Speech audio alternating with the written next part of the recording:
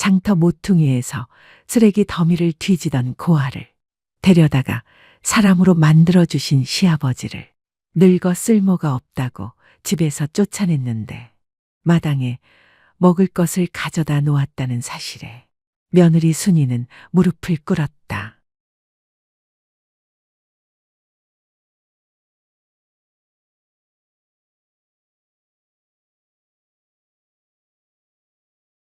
첫 번째 마당, 아버지의 회상.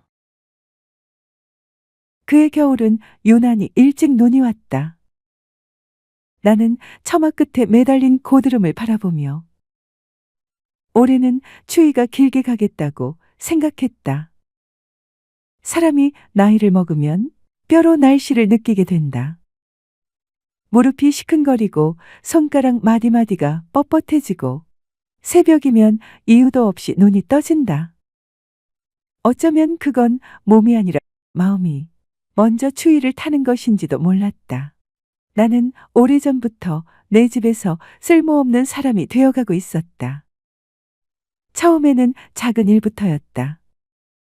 밥상에서 내 자리가 조금씩 구석으로 밀려났다. 손자들이 어릴 때는 윗자리에 앉아 숟가락을 먼저 들었는데 어느 날부터인가 내 밥그릇은 자연스레 한쪽 귀퉁이에 놓였다. 아들 내외가 마주 앉고 손자들이 자리를 채우고 나는 늘 마지막이었다. 누가 말한 것도 아니었다. 그냥 그렇게 되어가고 있었다. 며느리는 나쁜 사람이 아니었다. 다만 나를 불편해했다. 말을 걸어도 짧게 대답하고 내가 부엌 근처에 가면 어깨가 굳어지는 게 느껴졌다. 그 느낌을 늙은 사람이 나는 안다. 설명할 수 없어도 내가 나타나면 방 안의 공기가 달라지는 것도 안다. 아마 내가 자기의 과거를 알고 있어서 그런지도 모르겠다. 나는 벌써 잊어먹어서 그 일이 전생쯤 어딘가에서 벌어진 일 같은데 며느리는 아닌가 보다. 나는 점점 더 조심스러워졌다. 기침도 참고 발소리도 줄이고 웃음소리도 낮추었다. 그래도 나는 이 집이 내 집이라고 믿었다. 아니, 그보다 더한 것이었다. 이 집은 내가 선친과 함께 지은 집이었다. 두 번째 마당, 집짓기. 내가 20살 되던 해 아버지께서 이제 장가를 들어야 하지 않겠느냐 하시면서 산에서 나무를 골라오셨다. 아버지와 나는 틈틈이 나무를 다듬고 기둥을 세웠다. 기둥을 세운 다음 지붕 위에 석가래를 얹었다. 아버지는 나무 다루는 솜씨가 참 좋으셨는데 그 손이 참 크고 거칠었다. 나는 그 큰 손 옆에서 작은 손으로 나무를 받치고 못을 받고 진흙을 이겼다. 집이 완성되던 날 아버지께서 한마디 하셨다. 이 집에서 잘 살아라. 내 자식이 이 집에서 자라거들랑. 이 집이 누구 손으로 지어졌는지 알게 해라. 그 말씀이 이제야 마음에 밟혔다. 선치는 내가 내 집에서 쫓겨날 줄은 꿈에도 생각 못 하셨을 것이다. 나도 그랬다. 내 손때가 베고 아버지 손때가 베어있는 집이었다. 이 집을 나서는 날밤 내가 눈물을 보이지 않으려 이를 악문 것은 슬픔 때문만은 아니었다. 무엇보다 선친께 면목이 없었기 때문이다. 세 번째 마당, 아내의 죽음. 아내는 흉년이 들던 해 같다. 그 흉년을 겪어보지 못한 사람은 모를 것이다. 봄부터 비가 오지 않았다. 논바닥이 쩍쩍 갈라지고 보리는 이삭도 제대로 맺지 못했다. 가을에는 아예 거둘 것이 없었다. 당연히 고가 나는 텅텅 비었다. 마을에서 먼저 어린아이들이 쓰러졌고 그 다음은 노인들이었다. 나는 아내에게 먼저 먹으라고 했다. 아내는 나에게 먼저 먹으라고 했다. 아들에게 먼저 먹이자고 했다. 그렇게 서로 양보하다 보면 남은 것이 없었다. 아내는 보름이 지나도록 제대로 된 끼니를 못 챙겼다. 나는 몰랐다.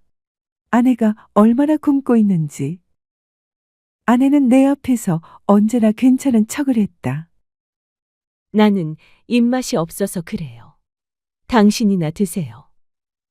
그 말을 나는 믿었다. 믿고 싶었는지도 모른다. 늦가을 어느 날 아침 아내가 일어나지 못했다. 손발이 차가웠다. 이름을 불렀지만 대답이 없었다. 나는 그 자리에서 한동안 아무것도 하지 못했다. 무엇을 해야 하는지를 알면서도 몸이 움직이지 않았다. 아내는 그렇게 갔다. 밥 한 그릇 제대로 못 먹고 소리 한 번 내지 않고. 내 나이 36이었다. 아들은 그때 12살이었다. 어미가 없어진 것을 알면서도 울지 않았다. 아이의 울지 않는 얼굴이 더 무서웠다. 나는 그 아이를 데리고 혼자 살았다. 다시 장가들 생각은 없었다. 아내의 빈자리를 다른 사람으로 채우고 싶지 않았다. 네 번째 마당, 장터의 순이. 흉년이 끝난 이듬해 봄, 장터에서 그 아이를 만났다. 보릿고개가 지났어도 장터는 어수선했다. 떠돌이가 많았다. 굶주림을 이기지 못해 고향을 버리고 나온 사람들이 장터 어귀에 웅크리고 있었다. 나는 그날 아들과 함께 장을 보러 나왔다가 저작거리 모퉁이에서 그 아이를 보았다. 10살도 채 안 되어 보였다.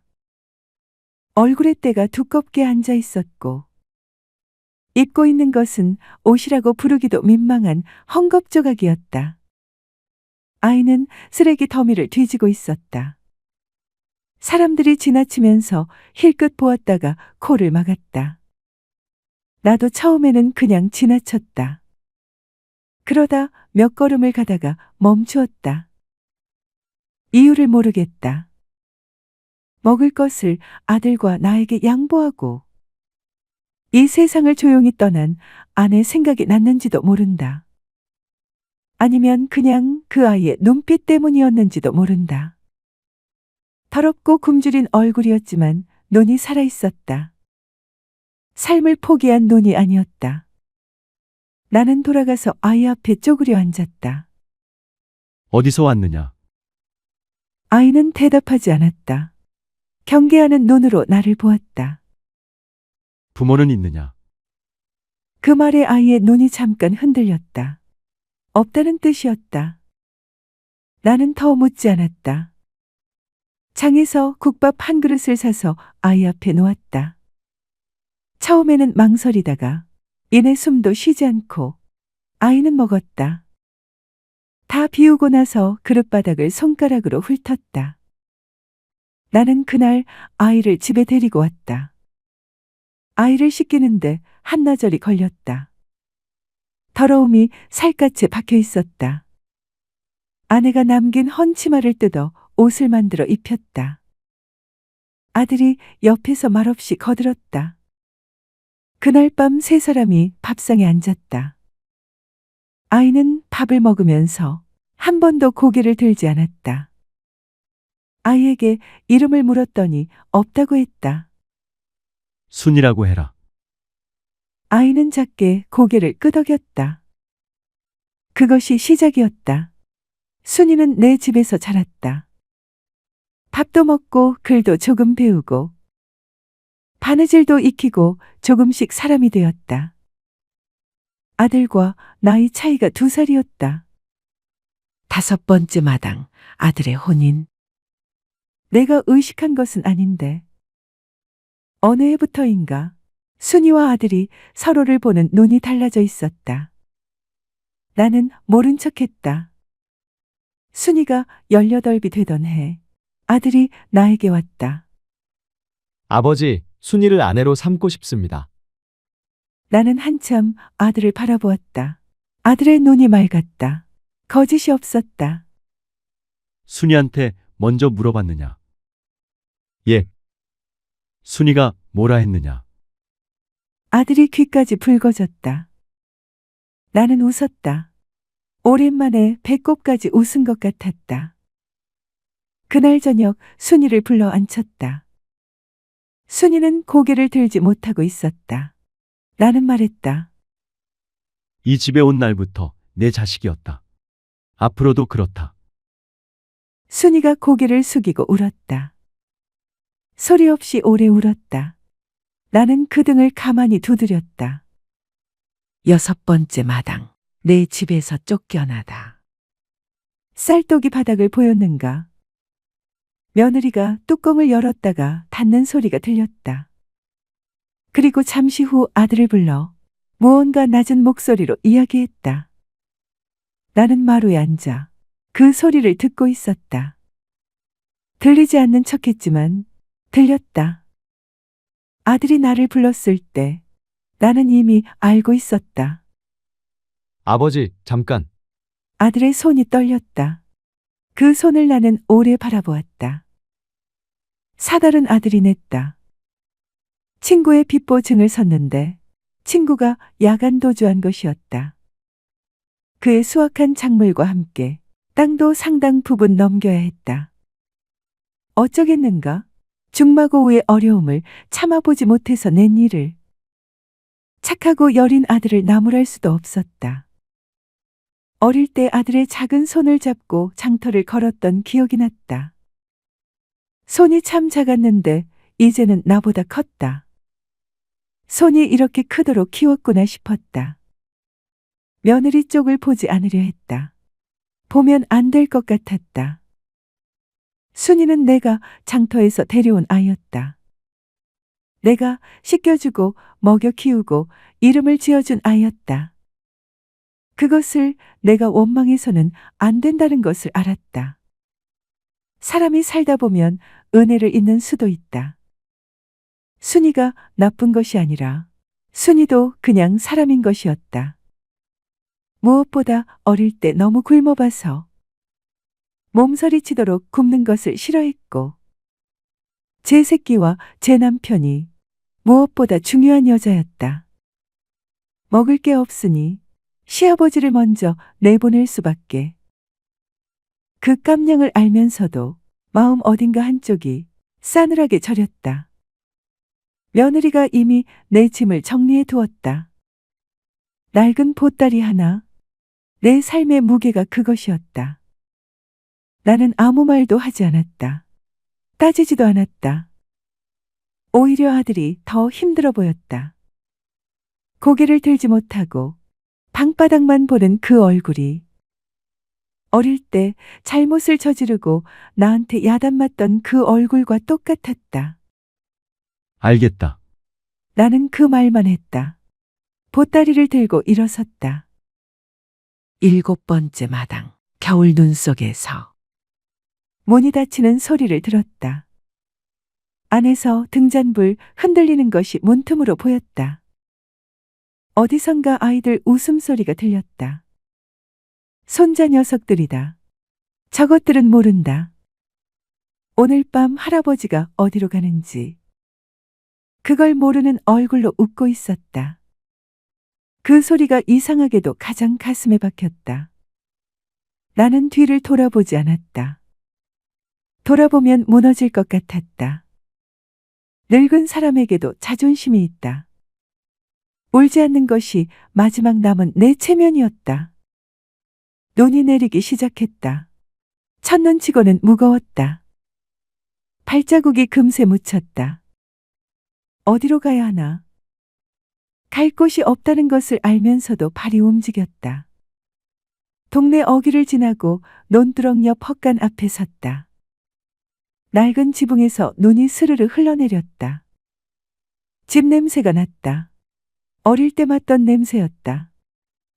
나는 그 안으로 들어가지 않았다. 문에 손을 대었다가 멈추었다. 그냥 거기 서 있었다. 눈 속에서 숨을 내쉬면 하얀 입김이 피어올랐다.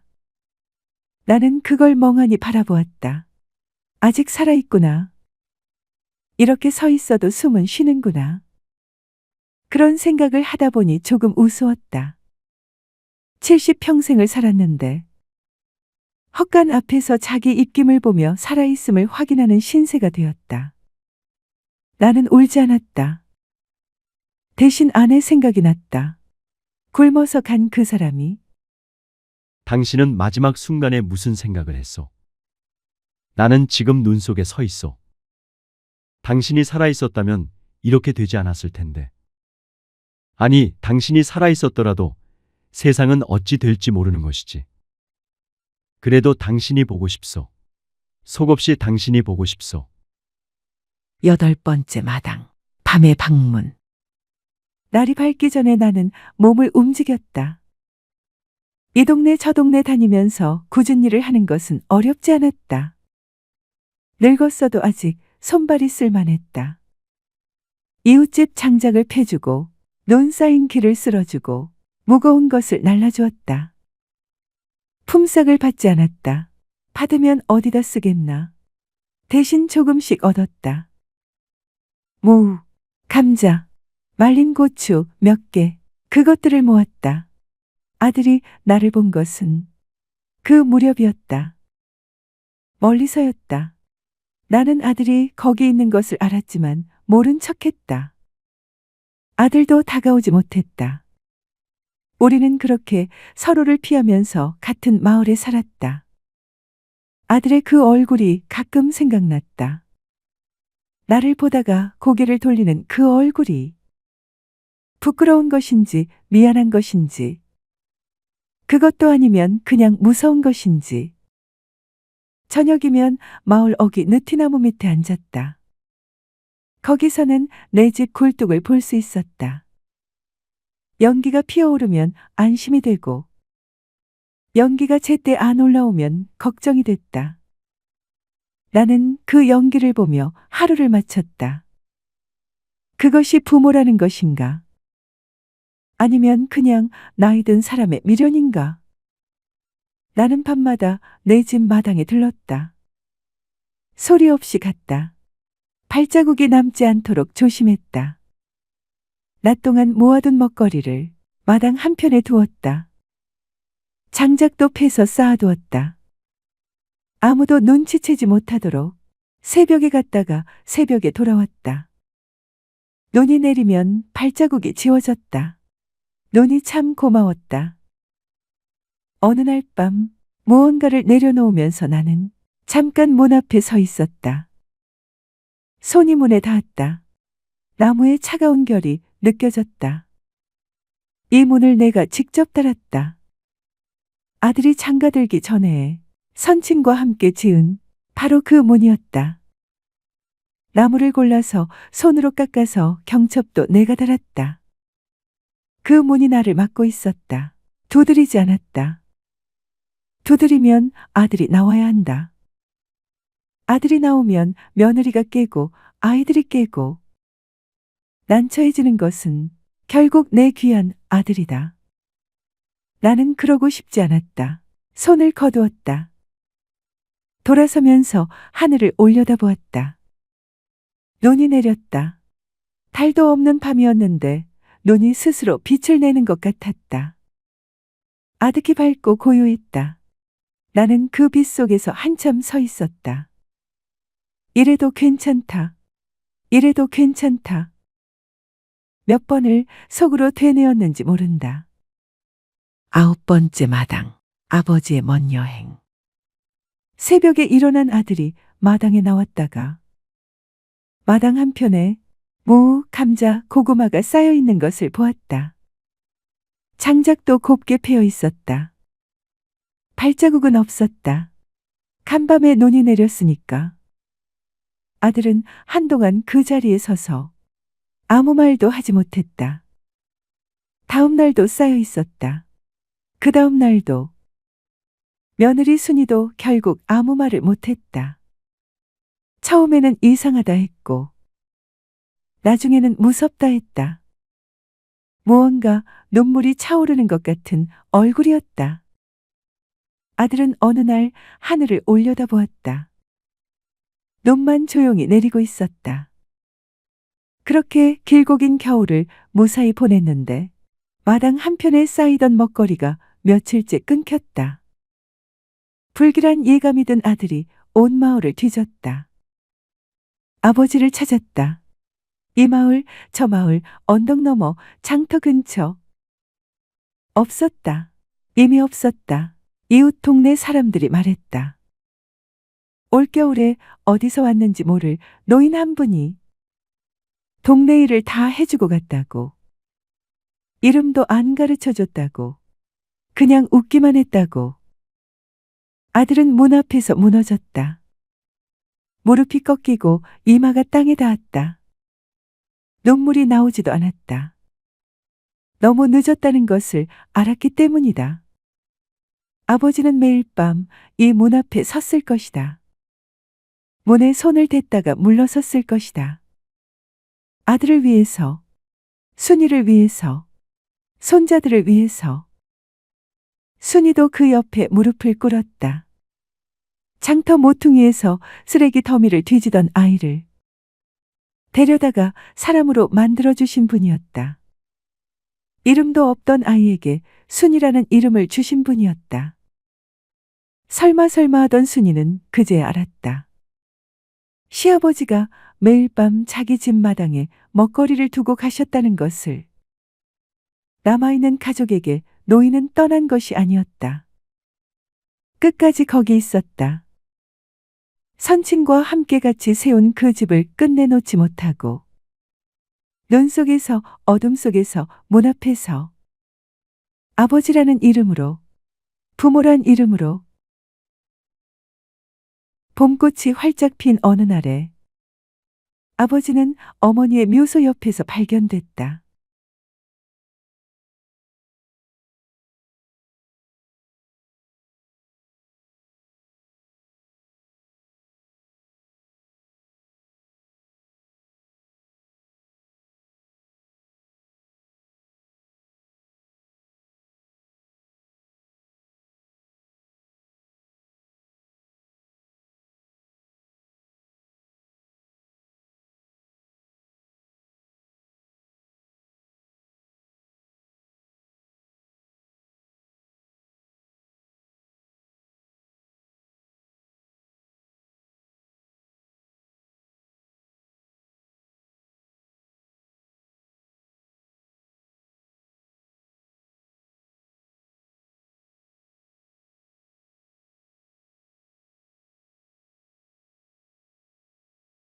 아주머니, 봉삼 아저씨 아세요? 호랍이, 봉삼이. 잘 알지. 봉삼이 아저씨, 오늘 저녁밥이 없어요. 저에게 주셨거든요. 아이고, 이 양반이 또. 과수댁은 시루떡 한 켜를 배 보자기에 쌌다. 그날 저녁 봉삼은 시루떡으로 밥을 대신했다. 첫 번째 마당, 길 위에 두 스님. 길 위에 두 스님이 있었다. 한 스님은 어깨가 굽고 작았다. 삿갓을 쓰고 낡은 장삼을 걸친 노승이었다. 다른 한 승려는 동자승이었다. 연하문 살쯤 되어 보이는 동자승의 법명은 소복. 작은 복이라는 뜻이었지만 그 이름을 붙여준 스승은 늘 이렇게 말했다. 소보가 작은 복이 모이면 큰 복이 된다. 노승의 이름은 도연이었고 강원도 조그만 암자의 주지였다. 하지만 절에는 불목하니 한 사람이 지키고 있었고 도연은 사람 냄새나는 곳이라면 어디든지 갔으며 그의 발길이 닿은 곳마다 알게 모르게 어떤 어려운 사람의 삶이 좋아졌다. 그가 하는 일은 아무도 눈치채지 못했다. 늙은 중 도연은 실행하고 나면 잊어버렸고 어린 상자는 모르쇠 했다. 두 번째 마당, 강원도 봉평 5일장. 조선 팔도 어디서나 5일장이 서는 날은 사람 냄새가 다르다. 된장 냄새, 생선 냄새, 소 냄새, 그리고 땀 냄새가 한데 엉겨붙어서 그게 그냥 5일장 냄새가 된다. 봉평 5일장은 그 중에서도 특히 시끄럽기로 이름이 높았다. 물건 파는 소리, 흥정하는 소리, 울음소리, 웃음소리가 뒤섞여서 오리 밖에서도 들린다는 소문이 있었는데 그 소문은 과장이 아니었다. 도연과 소복이 봉평 장터 어귀에 들어선 것은 4월 초닷새 날 딱 봉평장이 서는 날이었다. 소복은 눈이 3개라도 모자랄 것 같은 얼굴로 이쪽 저쪽을 기웃거렸다. 옆하는 노인, 시름판, 포목전 앞에서 거울 들고 고개 돌리는 아낙네들, 소를 끌고 온 농부, 점쟁이 천막, 장터는 아무리 봐도 질리지 않은 구경거리였다. 스님, 저기 봐요. 엿이 엄청 크요. 우리는 닭발 나왔다. 알아요. 근데 엿은 좀 봐도 되잖아요. 보는 건 된다. 사는 건 안 된다. 돈도 없으면서. 그러니까 더더욱 안 된다. 소복이 입을 삐죽이며 도연을 따라갔다. 따라가다가 뭔가를 보고 또 멈췄다.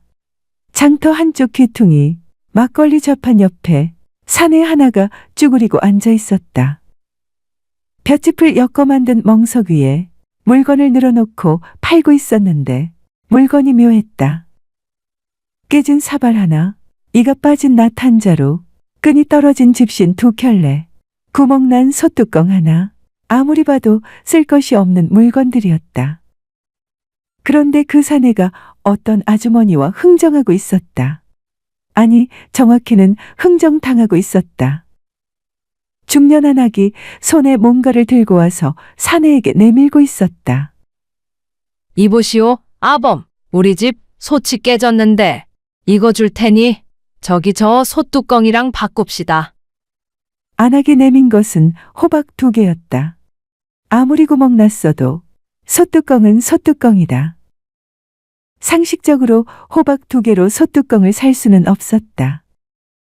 그런데 사내가 머리를 극적이며 말했다. 그러시지요. 뭐?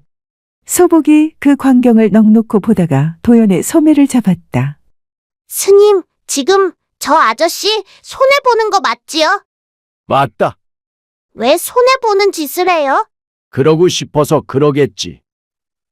3번째 마당, 세상에서 제일 어리숙한 사내 변봉삼. 사내의 이름은 변봉삼이었다. 나이 52, 태어난 고을 이름을 따서 그냥 봉삼이라 불렸다. 봉삼은 젊어서 보부상 폐에 끼어 팔도를 떠돌다가 40쯤에 가산을 모아 솔매 마을에 자리를 잡았다. 아내를 얻어 아이 2을 낳고 살았는데 아내가 셋째를 낳다가 세상을 떠났다. 셋째도 따라갔다. 위에 2은 지금 외갓집에 맡겨져 있었다. 봉삼은 혼자 살면서 보부상 노릇을 계속했다. 하지만 예전과 달라진 게 있었다. 뭔가 사람이 딱해 보이면 그냥 못 지나쳤고, 특히 장터에서 울고 있는 아이를 보면 엿을 사줬다. 등짐이 너무 무거운 노인을 보면 대신 졌고, 흥정에서 밀리는 안악을 보면 가서 거들었다. 이 모든 과정에서 봉삼 자신은 늘 손해를 봤다. 그리고 봉삼은 그걸 몰랐다. 바보가 아니니 알았겠지만 그냥 넘어갔는지도 몰랐다. 장터 사람들은 봉삼을 좋아했다. 좋아하는 만큼 걱정도 했다. 봉삼이는 저러다 세장가도 못 가보고 거지된다. 이게 장터 사람들의 공통된 의견이었다. 틀린 말이 아니었다.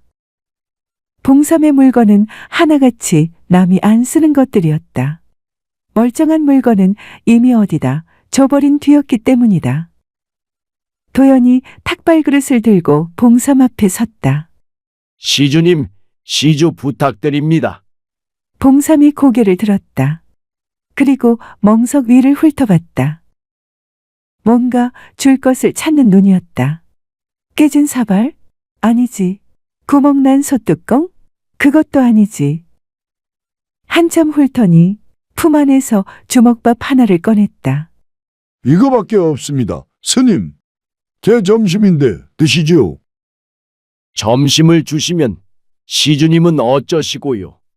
장터에 국밥집이 있으니 뭐 해결이 되겠지요. 돈은 있으십니까? 봉삼이 괜히 딴 곳을 봤다. 글쎄, 그게 좀 빠듯하긴 한데. 소복이 옆에서 손으로 입을 막았다.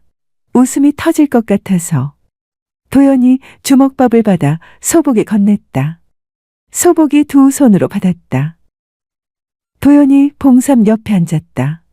소승이 좀 쉬어 가도 되겠습니까? 그러시지요. 멍석이 조금 낡긴 했는데. 도연이 멍석에 앉았다. 삿갓을 벗었다. 봉삼이 도연의 얼굴을 슬쩍 봤다가 놀랐다. 나이가 많아도 너무 많은 얼굴이었다. 주름이 깊고 눈이 작고, 그런데 그 작은 눈 속에 뭔가가 가득 담겨 있었다. 봉삼은 그 눈이 무섭지 않았다. 오히려 오래 알던 사람 같은 느낌이 들었다.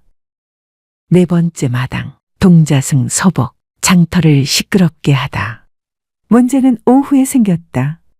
장터 건너편에서 행상 한 사람이 봉삼에게 다가왔다. 기름진 얼굴에 낯가죽이 두꺼운 자였다. 이름은 아무도 몰랐는데 장터 사람들은 쥐치 영감이라 불렀다. 생김새가 그렇다는 게 아니라 쥐처럼 재빠르고 생선 쥐치처럼 맛이 없다는 뜻이었다. 형씨, 나 좀 보세. 좋은 거 하나 있어.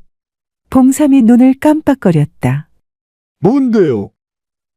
이거 봐. 이거 반문서야. 솔매마을 동쪽 밭인데 이게 지금 싸게 나왔거든. 형씨가 솔매 사람이니까 먼저 알려주는 거야. 봉삼이 판문서를 받아 들여다봤다. 근데 나 돈이 없는데. 없으면 외상도 되지. 내가 형씨 믿으니까. 나중에 갚으면 돼. 소복이 뒤에서 그 대화를 듣고 있다가 도연의 소매를 잡아당겼다. 스님, 저거 사기예요. 왜 그렇게 생각하느냐? 저 아저씨 눈이 이상해요. 봉삼 아저씨 볼 때 입만 웃어요. 눈은 안 웃어요. 도연이 소복을 잠깐 보았다. 그걸 다 봤느냐? 네? 잘 봤다. 근데 가만히 있어라. 왜요? 봉삼 아저씨 당하잖아요. 사람은 배울 때가 있는 법이다. 그게 지금이에요. 아직은 아니다. 소복이 발을 동동 굴렀다. 봉삼은 쥐치 영감의 말에 이미 고개를 끄덕이고 있었다. 저러면 안 되는데. 저러면 진짜 안 되는데. 봉삼이 막 도장을 찍으려는 순간이었다. 소복이 달려나갔다. 잠깐만요. 봉삼과 쥐치 영감이 동시에 돌아봤다. 작은 동자승이 두 손을 앞으로 내밀고 있었다. 아저씨, 저 종이 조금 보여줘요. 이게 왜? 쥐치 영감이 끼어들었다. 꼬마중이 어른 일에 왜 끼어드냐? 저리 가라. 저 꼬마 중 아닌데요. 그럼 뭐야? 저 진짜 중이에요. 저 스님 시자예요. 야, 그게 그 소리야. 그리고 아저씨 눈이 이상해요. 쥐치 영감의 얼굴이 굳었다. 뭐가 이상해? 웃을 때 눈이 안 웃어요. 거짓말하는 사람들이 원래 그래요. 순간 장터가 잠깐 조용해졌다. 주변에서 귀를 기울이던 사람들이 킥킥거렸다. 쥐치 영감의 낯빛이 주황빛이 됐다가 흰빛이 됐다가 했다. 저놈의 어린종 새끼가. 도연이 그때 느릿느릿 걸어왔다. 이 아이가 실례를 했군요. 하지만 도연이 쥐치 영감을 가만히 바라봤다. 그 눈빛을 받은 쥐치 영감이 이상하게 주춤했다. 저도 그 반문서를 한번 볼 수 있겠습니까? 당신이 뭔데? 보여줄 것 없으시면 됩니다. 다행이고요. 쥐치 영감이 갑자기 문서를 낚아채더니 도망갔다. 뒤를 보지 않고 장터 바깥으로 빠르게 사라졌다. 봉삼이 멍하니 그 뒷모습을 봤다. 저게 가짜였어요. 가짜였지요. 어떻게 알았어요? 소복이 턱을 치켜들었다. 제가 눈치챘지요. 도연이 소복의 머리를 한 대 쥐어박았다. 가만히 있으라고 했다. 소복이 억울해했다. 봉삼 아저씨가 당할 것 같았잖아요. 도연이 말했다. 당할 것 같으면 내가 미리 막는다. 근데 안 막으셨잖아요. 내가 먼저 촐싹거리고 뛰어나갔잖아. 소복이 씩 웃었다. 도연이 한 번 더 쥐어받고 싶었지만 참았다. 5번째 마당, 봉삼의 외딴 집. 그날 저녁 봉삼이 두 사람을 자기 집으로 불렀다. 주막 옆 외딴 집이었다. 방 2칸에 부엌 하나, 마당에 장독 몇 개. 처마에 집이 삐져나온 것을 보면 지붕을 손본 지 꽤 된 것 같았다. 속이 비어있는 집이었다. 물건이 없는 게 아니라 사람이 비어있는 집. 봉삼이 솥에 밥을 안 치면서 말했다. 오늘은 내가 밥 한 끼 해드려야겠어요. 아까 제 점심 드셨으니 그 벌을 받으셔야죠. 고맙습니다. 그런데 아까 솥뚜껑을 호박 2개에 파셨는데 밥은 어찌 짓습니까? 봉삼이 웃었다. 쑥스러운 웃음이었다. 남은 소치 하나 더 있습니다. 소복이 두리번거리다가 벽에 걸린 물건을 발견했다. 낡은 집신 한 켤레였다. 다 닳아서 신을 수 없게 됐는데 그걸 벽에 걸어두었다. 집신 안에 마른 꽃 몇 송이가 꽂혀 있었다. 저거 뭐예요? 봉삼이 솥뚜껑을 덮다가 고개를 들었다. 내 집신이다. 버리면 되지 왜 걸어놨어요? 버리면 안 된다. 왜요? 봉삼이 대답을 못했다. 조리 있게 말하는 법을 모르는 사람의 침묵이었다. 도연이 그 집신을 오래 바라봤다. 저녁 먹으면서 봉삼이 털어놓았다. 마누라가 보부상 노릇을 제일 싫어했다고. 늘 떠돌고 집에 있는 날보다 없는 날이 더 많으니까. 그래도 잔소리는 집신을 꿰매면서 했다고. 꿰매면서 욕하고 꿰매면서 웃고 꿰매면서 걱정했다고. 저 집신이 마지막으로 꿰맨 것이라고. 그래서 못 버린다고. 도연이 그 말을 들으면서 고개를 한번 끄덕였다. 소복은 밥을 먹다가 숟가락을 내려놓았다. 안 슬픈 척을 했지만 고개를 약간 숙였다.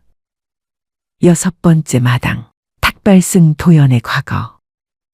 그날 밤 봉삼이 일찍 잠든 뒤 도연과 소복은 마루에 나란히 앉았다. 달이 반쯤 떠 있었다. 마당의 장독들이 달빛을 받아 희끗했다. 멀리 주막에서 노랫소리가 들렸다. 흥겨운 소리인데 어딘지 쓸쓸했다. 소복이 물었다. 스님은 왜 탁발 다녀요? 중이 탁발하는 거야 당연한 거 아니냐? 그게 아니라요. 절에 계시면 편하잖아요. 왜 이렇게 돌아다녀요? 도연이 달을 봤다. 한참 봤다. 절에 있으면 사람이 찾아오는데 길 위에 있으면 내가 찾아갈 수 있거든. 그게 달라요? 다르다. 찾아오는 사람은 힘이 있는 사람이고 찾아가야 하는 사람은 힘이 없는 사람이야. 나는 힘없는 사람 쪽으로 가고 싶었다. 스님도 예전에 힘없을 때가 있었어요. 도연이 잠시 말이 없었다. 소복은 그 침묵이 그렇다는 뜻인 줄 알았다. 중이 되기 전에 내가 장가를 든 적이 있다. 소복이 눈을 동그랗게 떴다. 진짜요? 진짜다. 어디서요? 남쪽 고을이다. 마을 이름은 말 못한다. 부인은요? 먼저 갔다. 소복이 입을 다물었다. 더 물으면 안 될 것 같은 느낌이었다. 도연이 말을 이었다. 소복이 하는 말인지 하늘에 있는 달림에게 하는 말인지 모를 목소리로. 그때 내가 너무 바빴다. 먹고 살겠다고 여기저기 다니다 보니 집에 돌아올 때는 늘 늦었어. 문을 두드리면 열어주는 사람이 있는데 나는 그걸 당연하게 생각했지. 당연한 게 당연하지 않게 되는 날이 올 줄을 몰랐다. 소복이 무릎을 끌어안았다. 그래서 길 위에 다니는 거예요? 죄송해서? 죄송한 건 죄송한 거고 이건 이거다. 늦은 사람이 할 수 있는 일이 있거든. 남들 늦지 않게 해주는 거야. 봉삼이가 저 집신을 벽에 걸어두고 자는 것처럼 나는 길 위에 있는 것으로 그 사람을 기억하는 거다. 마루가 조용해졌다. 주막 노랫소리도 잦아들었다. 소복이 도연의 곁으로 살짝 붙었다. 아무 말 없이 도연이 소복의 머리를 손바닥으로 한번 가만히 얹었다. 쥐어박지 않았다. 그냥 얹었다. 7번째 마당. 탁발승 도연의 첫 번째 씨앗. 사흘째 되는 날 도연이 봉삼에게 씨앗을 꺼냈다. 이번엔 작은 배보자기에 쌓인 것이었다. 봉삼이 풀어보니 씨앗이 한 줌 들어있었다. 잘고 까만 씨앗. 이게 뭡니까, 스님? 보시 씨앗이요. 무엇이요? 올해 심으면 가을에 줄기가 오르고 내년에 겨우 한 뼘이 됩니다. 급한 작물이 아니어요. 3년은 키워야 비로소 쓸만한 모씨가 나오지. 봉삼이 씨앗을 바라봤다. 3년이요? 예, 3년이요. 근데 왜 모씨를 제게 주시나요? 도연이 벽에 걸린 집신을 턱짓했다. 마나님이 집신을 꿰매던 분이시면 삼다루는 손이 있으셨을 겁니다. 모씨는 그 손이 있어야 잘 자랍니다. 시주님도 그 손을 기억하실 거고. 봉삼이 자기 손을 내려다봤다. 두꺼운 손이었다. 장사꾼 손. 나한테 그런 손이 있겠어요, 스님. 있지요. 그 손으로 솥뚜껑을 호박 2개에 파셨지 않습니까? 손에 볼 줄 아는 손이면 모씨를 키울 수 있습니다. 봉삼이 픽 웃었다. 그게 무슨 소리래요? 모씨는 급히 자라지 않아요. 급히 자라길 바라는 사람은 못 키웁니다. 기다릴 줄 아는 사람이 키우지요. 시주님은 기다릴 줄 아시는 분이요. 봉삼이 씨앗을 손에 쥐었다. 묵직하지 않은데 묵직한 느낌이었다. 심어볼게요. 3년 뒤에 결과를 봅니다. 3년 뒤에 스님이 또 오세요? 글쎄 올시다. 8번째 마당. 동자승 소복의 비밀작전. 봉삼에게 씨앗을 준 것만으로 도연 스님이 만족했냐 하면 소복은 그렇지 않다고 생각했다. 그래서 잽싸게 움직였다. 봉평장터에는 옷이 성을 가진 과부가 떡을 팔았다. 나이는 40 후반인데 예뻤다. 이름은 오달순. 일찍 남편을 여의고 혼자 떡 장사를 해서 세 아이를 키웠는데 아이들이 다 출가하고 나니 혼자가 됐다. 과수댁의 떡은 맛있었다. 봉평장터에서 제일 맛있다고 소문이 났다. 근데 장사가 잘 안 됐는데 그 이유가 있었다. 떡을 팔면서 덤을 너무 많이 주었기 때문이다. 하나 사면 둘을 줬고 둘 사면 셋을 줬다. 장사하는 법을 모르는 여자가 아니라 그냥 그 성품이 그랬다. 동자승 소복이 과수댁 오달순의 떡자판 앞에 섰다. 아주머니, 저기 봉삼 아저씨 아세요? 오달순이 소복을 내려다봤다. 봉삼이 알지. 솥뚜껑을 호박 2덩어리에 파는 양반. 네, 그 아저씨요. 왜? 착한 아저씨지요. 착하지. 근데 좀 모자라. 모자라지 않아요. 일부러 그래요. 일부러 손해를 봐. 왜? 글쎄요. 저도 잘 모르겠어요. 근데 착한 사람은 원래 이유가 없잖아요. 과수댁이 소복을 한참 봤다. 꼬마 스님이 말을 참 이상하게 하네. 저 꼬마 스님 아닌데요. 알았어, 알았어. 그래서? 봉삼이 아저씨 오늘 저녁밥이 없어요. 오늘 저하고 스승님한테 점심 주셨거든요. 그래서 하루 종일 굶었어요. 과수댁이 인상을 썼다. 아이고, 이 양반이 또. 과숙댁은 판매 중이던 시루떡 한 켜를 배보자기에 쌌다. 봉삼 쪽으로 가는가 싶더니 걸음을 멈추고 소복을 돌아봤다. 스님, 나쁜 중 아니지? 나쁜 중 아니에요. 스님, 진짜 스님 맞지? 진짜 스님이에요. 진짜 중에서도 제일 진짜예요. 그러면 됐다. 가게 좀 지켜라. 과수댁이 봉삼네 집으로 성큼성큼 걸어갔다. 소복이 뒤에서 주먹을 쥐었다. 그날 저녁 봉삼은 과수댁의 시루떡으로 밥을 대신했다. 처음엔 어색해서 말이 없었는데 과수댁이 먼저 입을 열었다. 솥뚜껑을 왜 호박 두 덩어리에 팔았어요? 봉삼이 머리를 극적였다. 그 아주머니가 딱해 보여서요. 나한테는 왜 그런 거 없어요? 봉삼이 의아한 얼굴로 과수댁을 봤다. 아주머니는 안 딱해 보여서요. 그게 칭찬이에요. 욕이에요. 칭찬이지요. 딱해 보이는 것보다 안 딱해 보이는 게 낫잖아요. 과수댁이 콧방귀를 뀌었다. 그러나 그날 이후 봉삼은 장이 설 때마다 과수댁 오달순의 떡자판 옆에 자리를 폈다. 마지막 마당, 모시밭이 되기까지. 도연과 소복이 봉평을 떠날 때 봉삼이 멀리까지 따라왔다.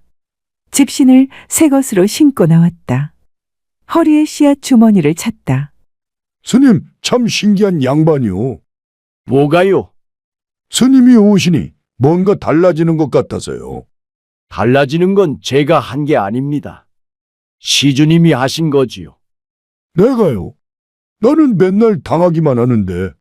당할 줄 아는 사람이 사람을 얻습니다. 쥐치영감처럼 제 먹을 줄만 아는 사람은 결국 혼자거든요. 봉삼이 그 말을 천천히 씹었다. 달순 아주머니는요? 도연이 고개를 돌려 봉삼을 봤다. 눈이 웃고 있었다. 그분도 잘 당하는 분이요. 덤을 너무 많이 줘서 떡 장사가 잘 안 된다고 하더군요. 봉삼이 귀가 빨개졌다. 그거 어떻게 알았어요?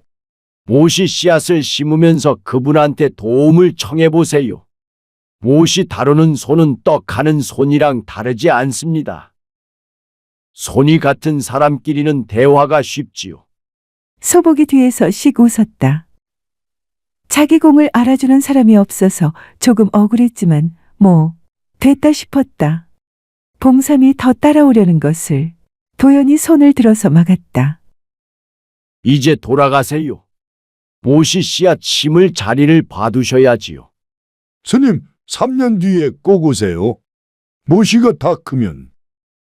그때 모시밭 옆에 사람이 하나 더 있으면 굳이 내가 안 와도 될 겁니다. 봉삼이 뒤통수를 긁다가 웃었다. 쑥스러운 웃음이었지만 이번엔 눈까지 같이 웃었다. 두 사람은 돌아섰다. 봉평 장터의 소리가 조금씩 멀어졌다. 물건 파는 소리, 흥정 소리, 웃음소리, 사람 사는 소리. 소복이 걸으면서 물었다. 스님, 모시가 자라는 3년 안에 봉삼 아저씨랑 달순 아주머니가 가까워질 수 있을까요? 글쎄, 모시가 먼저냐, 사람이 먼저냐, 사람이 먼저여야 하지 않아요? 둘 다 같이 자라면 제일 좋지. 소복이 고개를 끄덕였다. 봄 햇살이 따뜻했다. 길가에 개나리가 피어 있었다. 소복이 개나리 한 가지를 손에 쥐었다가 몇 걸음 가다가 놓았다. 꺾으면 이미 꽃이 아니라는 것을 어디서 배운 것도 아닌데 알고 있었다. 도연이 그것을 보고 아무 말도 하지 않았다. 굳이 할 말이 없었다. 소복이 이제 조금씩 알아가고 있었기 때문이다. 소우쿨 극장입니다. 들어주셔서 고맙습니다. 구독과 좋아요 그리고 알람 설정 부탁드립니다. 준비 많이 해서 재미있고 좋은 글 많이 올리겠습니다. 다음에 만날 때까지 건강하시기를 기원합니다.